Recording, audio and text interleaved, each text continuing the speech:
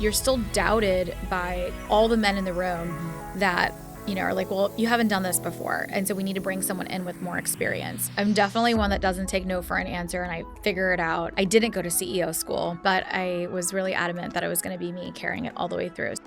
I was building the company and it was scaling and it was growing. But when I looked up, I honestly couldn't tell you if I was building it because I said I wanted to, or other people around me were like, this is how it's supposed to be. You should do this. You should do this next. Is what we have right now also good enough? Take a step back and enjoy. When we're in this building phase, there's a lot of work that goes into that. Welcome to the She Believes She Could podcast. I'm your host, Allison Walsh. Since 2020, this show has inspired thousands of women around the world to believe in themselves and take bold action toward the lives they're meant to live. Each episode brings you powerful conversations and practical strategies to strengthen your mindset, build your confidence and brand, grow your business, and protect your well-being, all while spotlighting stories of women who are making a difference and changing the world in their own way. I am so glad you're here. Now let's get to work.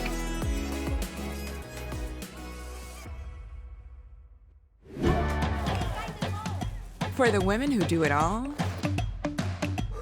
and then do a little more. We're here for you. At Advent Health for Women, we created the region's only women's health navigation team to make healthcare simpler. Our registered nurses will match you with the right doctors, schedule your appointments, and more for you and your whole family. So you can keep making hard look easy. Today's guest is a serial entrepreneur, a powerhouse founder, and someone who is so forthcoming with sharing her wisdom and knowledge about what it takes to scale businesses. Suneera Madhani not only founded and sold Stax, which is a fintech company north of $1 billion valuation, she then went over and started Worth AI, another fintech company, and she is the founder of CEO School, which is dedicated to helping other female entrepreneurs scale their businesses successfully.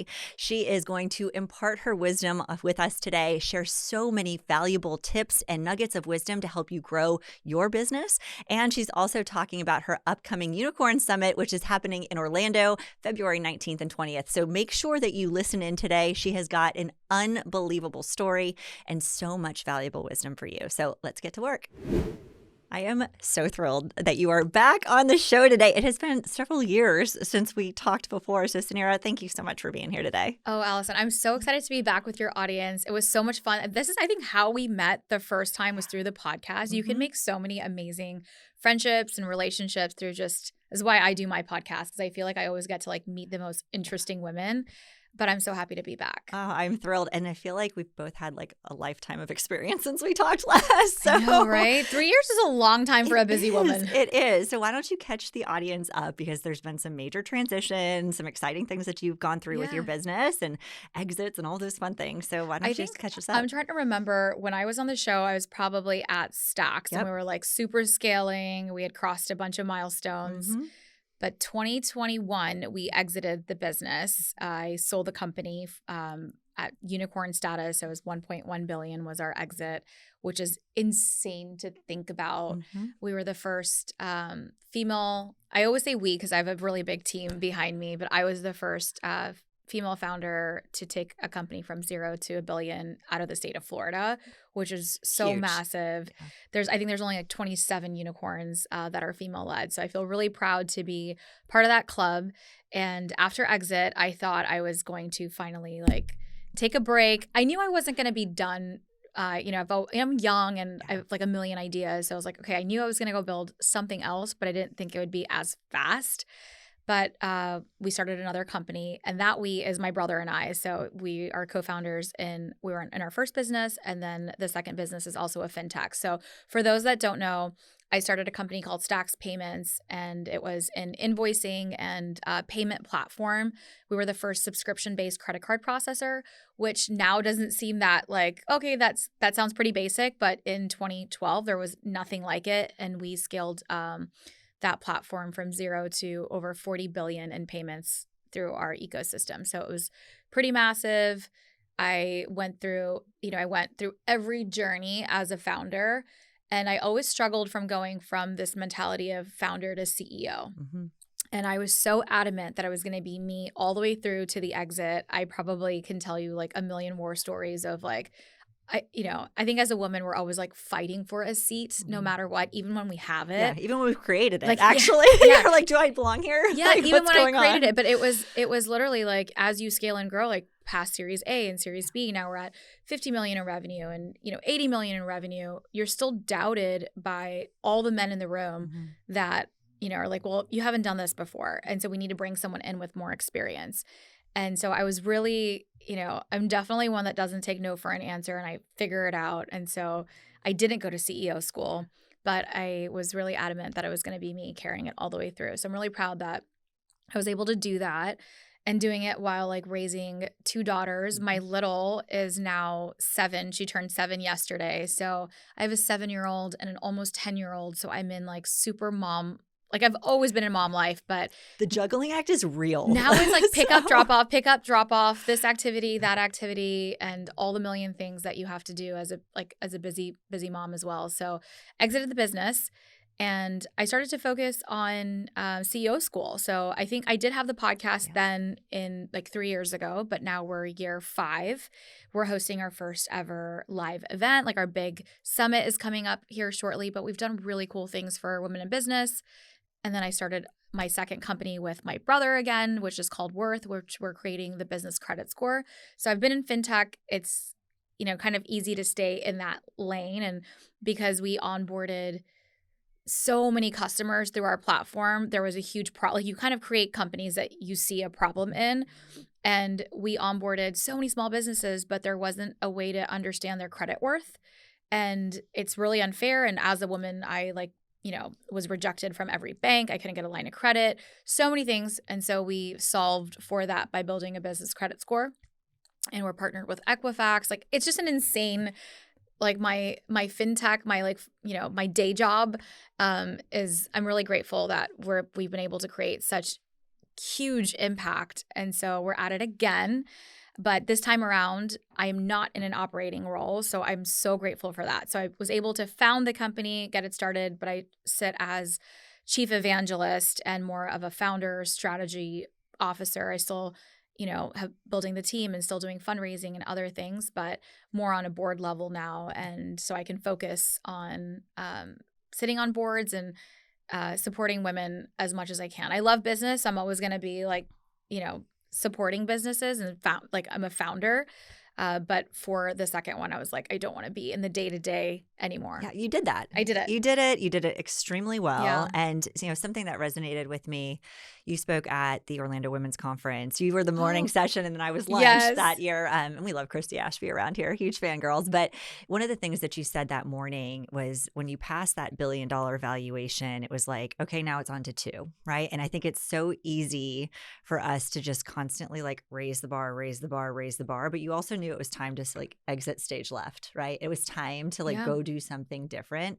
So can we talk about that a little bit? Because I think sometimes, number one, this community is full of high achieving women who are constantly striving for what's next. But it's also like a permission slip to evolve too, and to say like, I did this really, really well. And now it's time for me to go do something else. So can we just talk about that season of life? I love that we're talking about it. And for that reference, the story that I shared was, I was building the company and it was scaling and it was growing. But when I looked up, I honestly couldn't tell you if I was building it because I said I wanted to or other people around me were like, this is how it's supposed to be. You should do this. You should do this next. You should do this right after. And so when I got a chance to actually look up was, on Series D, like we had taken it to our Series C was around 220 million in valuation. And so you kind of have like as a founder, before you reach the next milestone, you're like, okay, I'm not going to stop and celebrate this. Here's the next one that I want to go reach. Mm-hmm. And you really do have to check yourself. Like, why am I doing that? And yes, there's a part of us that is like, we're entrepreneurs and we're builders and we're ambitious. And I love that part about us. But also, is it really worth that next step? And what are the sacrifices that it comes with that next step? Is what we have right now also good enough? Like, is this great? And how do we maybe take a step back and enjoy what we have? Because when we're in this building phase, there's a lot of work that goes into that build. But there's this, if we're constantly in that growth, we never get to actually, sit to enjoy where we're at. And so we had this, we're at that 200 Series C, and I was like, okay, one more go, right? We're going to do the next, we're going to take it to the unicorn. And we did the thing. It was the next, 2 years, and all the build and taking the company beyond 100 million in revenue is what we had to get to. And so we go through our process. I go through the, sale of the company to private equity. We're like just all the things. And I'm sitting down with my board again. And it's like immediately after the first board meeting, after post doing our Series D. And it was like, we had this really big party. We had all of the press. It was Forbes, Fast Company, like, every magazine. And the party's over very quickly. And I get to the board meeting and they're like, okay, here's the plan. We're going to do the plan. It's going to be 1 to 2. When's the next milestone? And in that moment, I left that meeting and I'm like, holy shit. Like, I'm going to be stuck in this moment for the next bit. And there's nothing wrong with that. That's amazing. And that's the playbook. And the next thing was to go public. And that's really cool. And I almost could have convinced myself in that moment, because I hadn't gotten public. Like, wouldn't have that been amazing to go achieve this next level thing? But I'd been at the company now, it was all my 20s I've spent already, like between, I started the company at 26. So 26 to 35, like pretty much my youth, like, and my mom life. Like, I had both my babies after I started the company. And I'm like, do I really want to do this? Or is this what the business playbook is? And so I just really encourage everyone to ensure that the goals that you're trying to achieve are also really aligned with where you want to be at in life. And so I decided that it was time for me to leave. And by the next board meeting, I had, said, I think it's time. And it's really hard to walk away from something that you build, but there's a cycle to it too. And at the moment, I didn't know that it would have been like the best decision like for me. And I'm really grateful for that. And then with that experience now building again, I can go into it with a little bit, more confidence in knowing where I want to go. So even as we're building this next company, I know the playbook to take this to another unicorn. And I also know what I'm willing to do and what I'm not willing to do in this next journey. And so I'm able to be really upfront with my partners, my investors, myself, most importantly, in, how I want to operate. And ego aside, I don't need to be CEO of the company anymore, right? And it was like getting it started was important. It's been 2 years of building it again.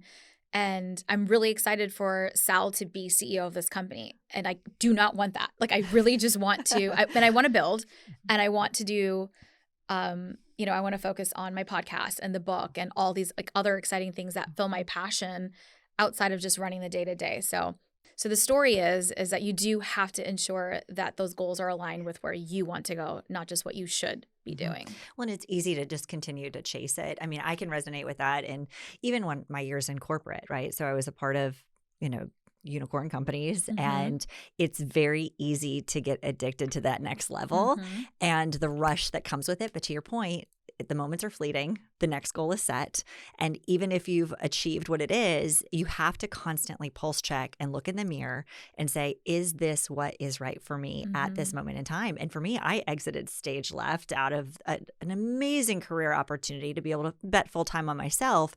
But it was hard because I was like, every milestone where I'm like, wow, we took this to $1 billion valuation in less than 5 years. And yes, we've got this next one. And yes, the path is very clear for this huge experience that's like life altering, and sometimes it clouds your judgment to the point where you end up like self-sacrificing to an extent, and then you look back and you're like, why did I do that? But I loved what you said about you're more confident this time around. You know exactly what to do. You've got the playbook. You can be direct and forthcoming, and Worth is crushing it already. So. And it is, and that's another big lesson is that it doesn't have to be on your back.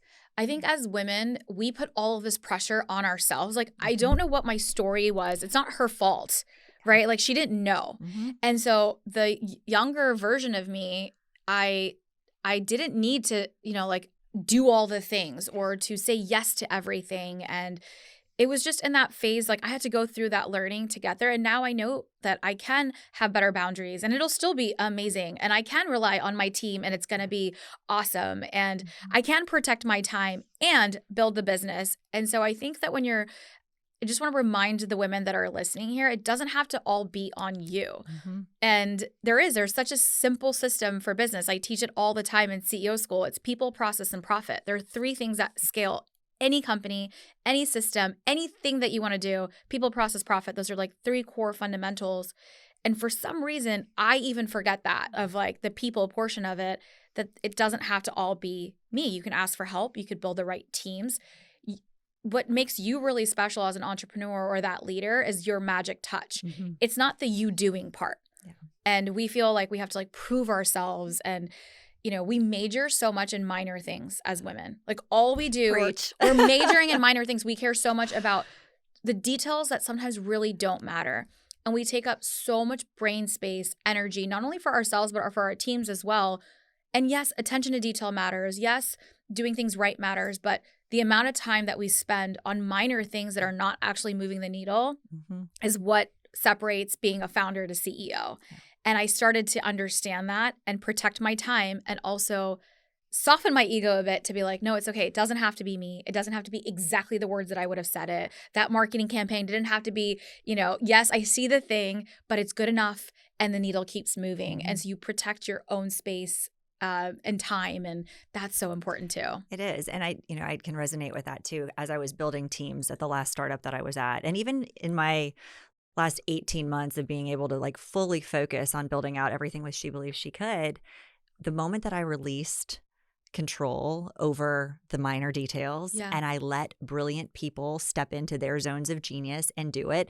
Not only were they able to do it, sometimes they did it even better than what I would have anticipated, but by finding the right people. And I had to trust because we had such rapid growth goals and plans. I mean, my team alone went from 29 when I got there. 18 months later, it was 170 on my team. Wow. Like massive. And like I could never have done that if I would have tried to control every single little detail. It just isn't possible. And even now, we've got 10 people on our team now. And I just feel so grateful because I could have easily gotten stuck in the doing and just feeling like I can figure this all out. I don't need a whole bunch of people to help me, but actually I needed the right people in the right seats on the bus to help us grow. And it just is game changing. So, but you have mentored a ton of women. So let's talk about. I think we just counted it. 6,000 women have gone through CEO school in the last 5 years. I mean, that's incredible. Yeah. So let's talk about that too. And maybe just some like high level observations or lessons that you can share with our audience that you feel could be some great takeaways for them that maybe you're seeing as like a common thread or theme throughout the women that you're serving. For the women who do it all and then do a little more. We're here for you. At Advent Health for Women, we created the region's only women's health navigation team to make healthcare simpler. Our registered nurses will match you with the right doctors, schedule your appointments, and more for you and your whole family. So you can keep making hard look easy. So many themes I can share. I list like my favorite thing that I get to do is to support entrepreneurs, especially female entrepreneurs. So in 2020 is when I launched the podcast CEO School. So I was kind of already in that exiting phase of the company and I kind of knew that already. And I was like, man, I'm already here. What is going to be my next? Like, how do I give back? And so I started to share on the podcast all these, it was incredible interviews as well as, a lot of business. I think there's like almost 400 episodes now of the show. It's been so good too. It's been going on forever, but it's incredible. So if you're a female entrepreneur, definitely go check it out. And then from the podcast formed the community, and they're like, how do we get, your playbooks? How do we get your systems? And so we built out curriculum around CEO School, and it became a school. And so I've had an opportunity to like personally get to know. We do like master classes and workshops, and I've done so many retreats. Like every year I host 3 to 4 retreats. We have almost 100 women at certain retreats, like at every time. So we've put across like digital to in person, we've done it all. And so I love it. So lots of women and some high level takeaways, I would say, that I see in female founders or female business owners that kind of stops them to achieve their next level is one, I think it's really around, it's one in themselves. Like I think first pieces is the she believes she could, right? Like that's a huge part. Truly power. So there's like 6 pillars. I'm like such a systems person. I love it. Give me all the pillars. Let's go. So the first one is actually power. So, it's power, pitch, product. And then you can go into your profit. Then you can go into process. And then you can go into people. So those are like the 6 kind of modules of what builds a great business. But power is number 1 because I can tell you, I've seen so many incredible business models and I've seen so many incredible businesses. And she doesn't even believe in herself. Like that is and I'm an outsider. So when I come in to take a look at it and I'm like, it's right in front of you. Like you already have it. You are already doing incredible things. You already were able to, like, we forget, like when you're at this point, maybe you're like crossing that, like your, 6-figure mark or a multi-6-figure mark in your business. All you're worried about is your next level, but you've already forgotten all the amazing things that you did to already have a multi-6-figure business. Having a multi-6-figure business means like once you've crossed that 6-figure mark, people are paying you. You have a product that people actually want. You have convinced people to pull out their wallet. Like you're not in idea phase anymore. Now it's just scale. So like when I look at it, I'm like, okay, let's just tweak these few things that we can do for scale. But she tends to forget that. And so that I think is something that I see quickly way too often.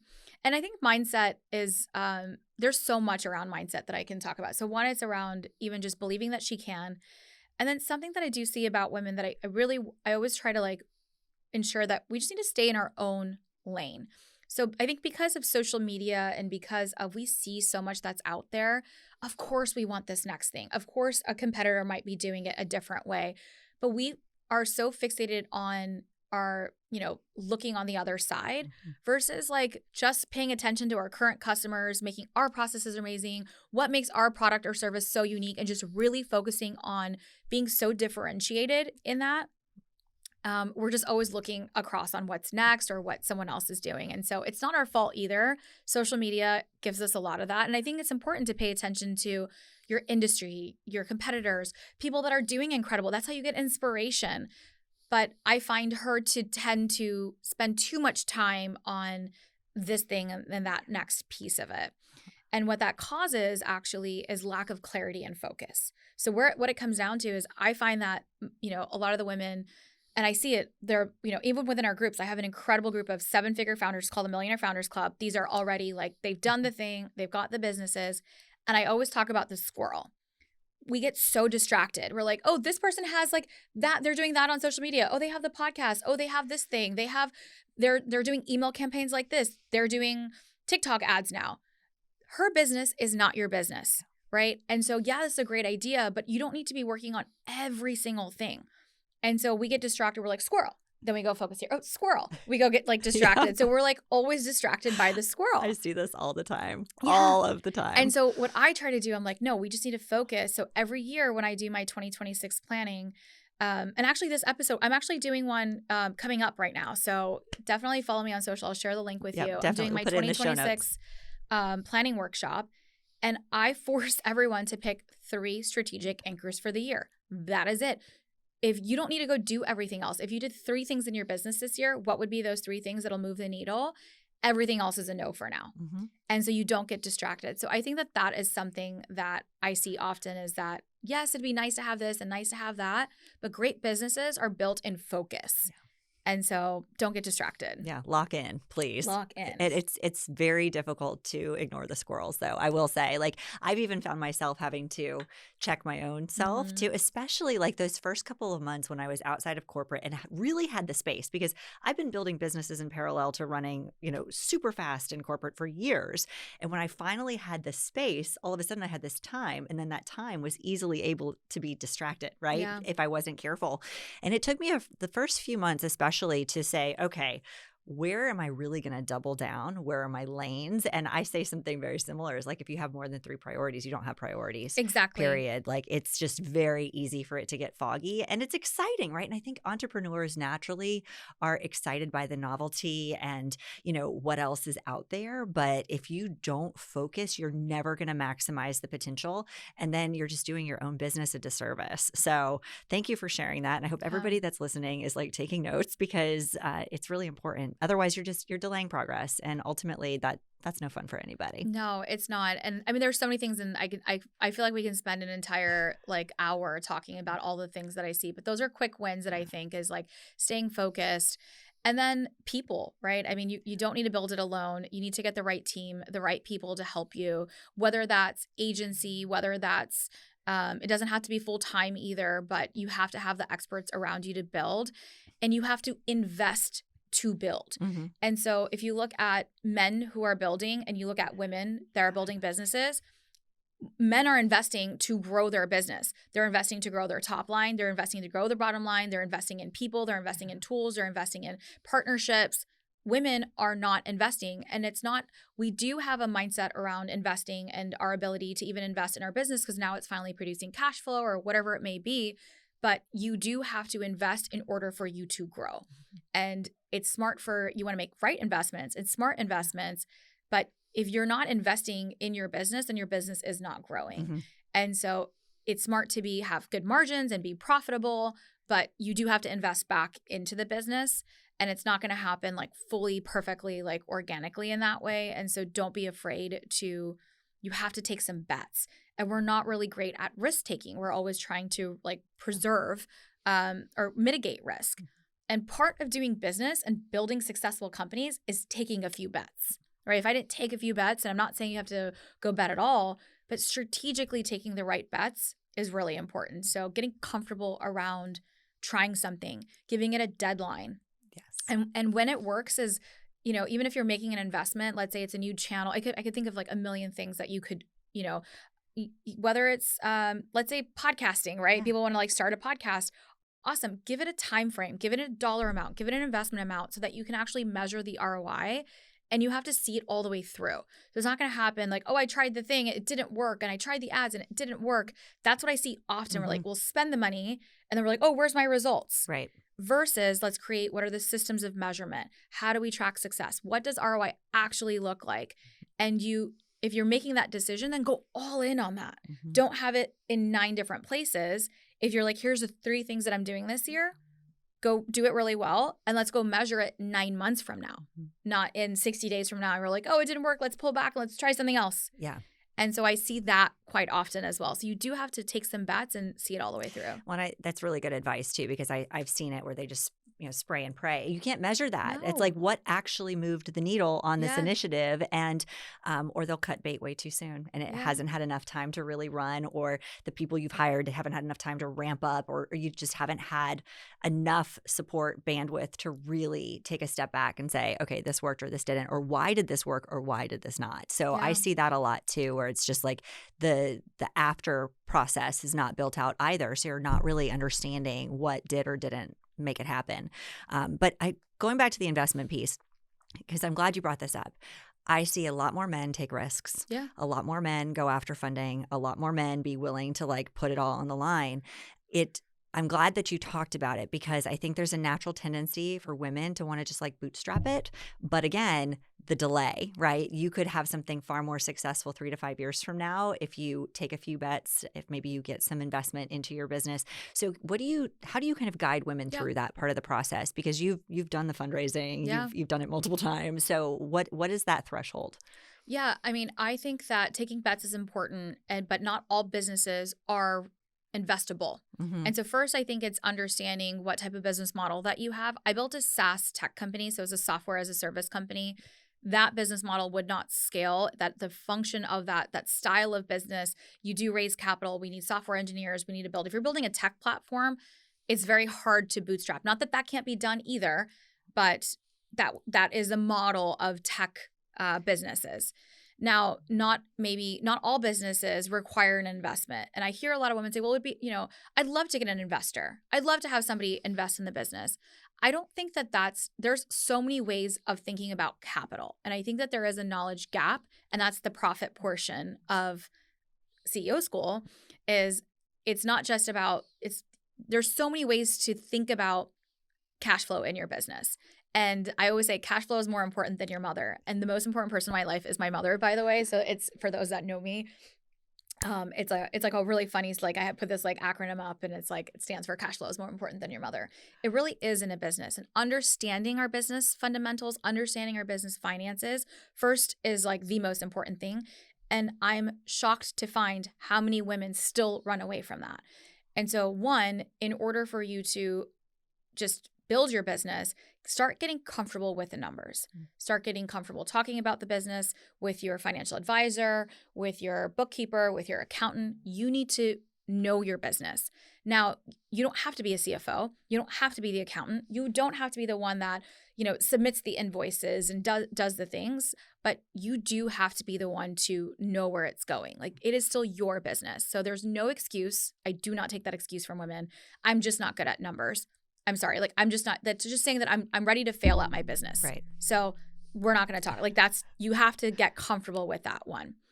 And then two, I actually think that there's really smart ways to think about your cash flow.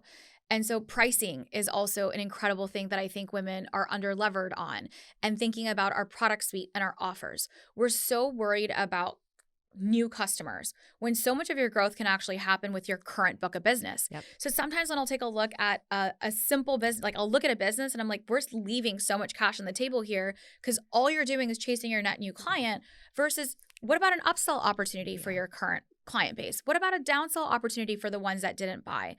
And so I think pricing is an incredible lever that we have, and our product suite in and of itself is a great lever to think about our business like financials. Then we're thinking about, okay, great. If I want to make more investments, I want to grow for capital, I would take a look at what are the things that actually work in the business that, like, if I had an extra $1 to put in, I know I can go get $3 out. So for example, maybe for you, you've tried, you're a product-based company, and, you got a couple of influencers to, you shipped the product out, they liked it, they shared it, and it drove sales. I'm like making this up. So you're like, I would love to go get 100 influencers. Like, there are agencies that can do that. You can hire a team person, like an internal team to go DM or send influencer kits. That does require an investment, but you've kind of already made a calculated, you're like, I saw traction. I want to double down here. And so there's ways to make that investment. You're not going to get a magic, check that's going to come from the sky to be like, here, we love your business. Let's go like drive that portion of it. You have to be willing to also take the bet before an investor is willing to take a bet. Mm-hmm. So I think that's a part that I don't see women doing. We're like, oh, it'd be great to have, but where have you taken the bets? You prove out that model to say, okay, now we have that. If I had an additional 100,000 to go do this thing, then we can talk about, is it right for investors? Maybe it's not even investors. It could be a line of credit. It could be, there's like other ways for financing as well that we don't think about. But the first fundamental of it is knowing where you want to spend the money. Exactly. And knowing how your money works in the business. And so I think that that's really important. But not all businesses are suitable for venture investment. Mm-hmm. And that doesn't mean that we're not creative with our capital. Mm-hmm. And I think that there's a lot that I want to talk more about this. This is something I'm clearly like super passionate about. I know. Round 2, you come back. Round 3, come back. Yeah. So. I started 2 fintech companies. Like I'm really comfortable with numbers.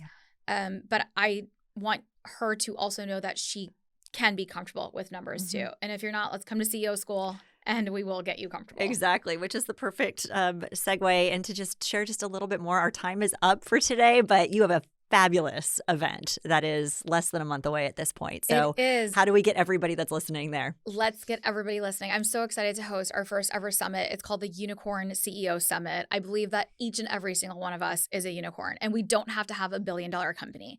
And so I wish it took me, like somebody had told me that earlier, that I didn't have to go through to achieving it. And I'm so glad that we were able to do that. It's created such great impact. but I want her to build her business on her own terms, whatever that looks like. If it's a, 6-figure business, if it's a multi-6-figure business, if it's $1 million business, if it's $1 billion business, it has to be on your terms. And what that looks like for me is I've always felt I had to choose, between motherhood or between my family or between doing the business or having a podcast. Like, these are all these choices, but I deserve to have it all. And she deserves to have it all. And women are multi-passionate. We don't have to stay in the lane. And so I really do believe that she can do those things. And as long as she's aligned, she's got the playbooks around it. So I really focus on our playbooks. You're going to learn directly from me. And you're also going to learn from the most incredible women. Allison's also joining the stage. We have the most incredible lineup of speakers. Like, I'm so grateful for all of the women, and they're all saying yes. Like, these aren't speakers that are coming in that I'm like, here, like, they're genuinely here because they want to support. They love this audience. They love our women. They know how ambitious our women at CEO School are. And so we've got the most incredible lineup. And the number one thing that has actually grown, like, helped me become successful was I had mentors who shared the playbook that didn't gatekeep, and I built an incredible network. And something that we say at CEO School is that your network is your net worth. 100%. And so you have to get out of the screen, into the room, and genuinely go be around women that are doing amazing things. Come, and don't just come to come be inspired. Come with, your ROI calculator. Who do you need to meet? What are the 3 collaborations that you need to have? What are the 5 podcasts that you need to be on?